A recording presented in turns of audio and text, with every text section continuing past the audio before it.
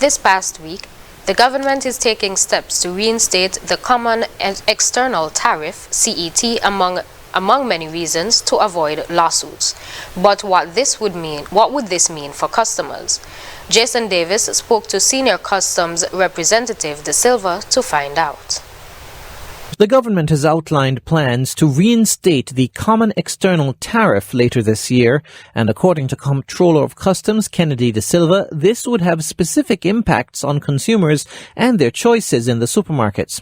Mr. Silva first explained that the point of the CET was to give CARICOM-based products a fighting chance versus international brands. As members of CARICOM, we would have entered an arrangement where we agreed to have some protections from local industries against extra-regional persons. So, for example, our local manufacturers, if we ship goods to another CARICOM country, we expect those goods to enter their market duty-free, hence keeping the prices down, as opposed to something coming extra-regional out to the US or whatever, where it is expected that they would have a higher rate of duties and taxes to pay. In 2014, the CET was removed in St. Kitts and Nevis off a select list of products in an effort to lower prices and ease the financial burden on local shoppers. According to Minister of Consumer Affairs, the Right Honourable Dr. Denzel Douglas, this has opened up the Federation to possible legal action from other CARICOM countries. There have been serious objections to that from Trinidad, Jamaica, Dominica, Belize, because they are now saying, well, we can produce enough for you to get. So why do you want to get from outside? But if your people's taste is such that they have to buy goods that come out from outside of the region, then you have to pay the CET.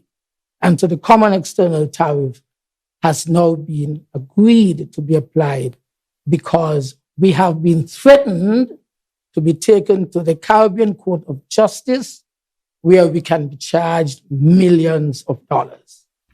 Now that the CET is expected to return, Mr. Silva said shoppers may see an increase in the prices of certain goods from outside CARICOM. I suspect we will see the increases. The percentage I can't say, but because taxes is just one part of the cost of goods. There's the procurement and the freight and the insurance and all of that impacts the price of goods.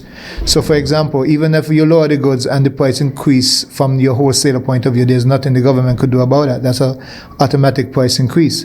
And that is one of the measures you see that the government would have done, where they're looking at having a cap on how we tabulate the freight costs to keep that price at anchor level. A senior official from a local supermarket chain told ZIZ News that there are no definitive plans yet, as consultations and investigations are ongoing. Meanwhile, Mr. Silva suggested that one option for supermarkets would be to import more goods from within CARICOM, giving shoppers the choice of staying with brands from outside the region that they've become accustomed to, or switching to CARICOM-produced goods, which may be more affordable. Make an informed choice. You have options. You would have instances where there are two products on the shelf, and based on your pocket, you make a business decision whether or not you need to go and you'll buy the cheaper one that is from the CARICOM, or you're going to buy the one that maybe you are comfortable with.